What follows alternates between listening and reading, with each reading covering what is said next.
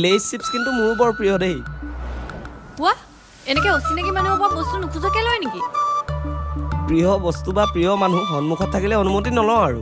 বেয়াওতো পাব পাৰো। বেয়া পাবলৈ প্ৰথম ভালটোতো পাইছো। আহিল আকৌ ডাইলগ দিবলৈ। মই ডাইলগ দিব নাজানো। তুমি মোৰ যদি প্ৰস্তাৱটো ভাল পোৱা তেনেহ'লে আহিব পাৰা। মোৰ হৃদয়ৰ দুৱাৰখন তোমাৰ বাবে খোলা আছে।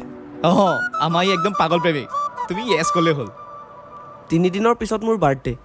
আশা কৰোঁ সেই দিনটোত মোৰ প্ৰিয় মানুহগৰাকীক লগ পাম। মই কিন্তু ক'তো নাযাওঁ দেই। মাজত এতিয়াও 2টা দিন আছে। তুমি তেতিয়ালৈকে ফ্ৰেণ্ডশ্বিপৰ হাতখনটো দিয়া। অনলি ফ্ৰেণ্ডছ কিন্তু। অ'কে। ঐ ৰন্তু, ঐ ঐ হাতখন পালোঁ যেতিয়া এৰি দিওঁ জানো? এই থৈ থ আৰু কেতিয়াবা কি ঠিক।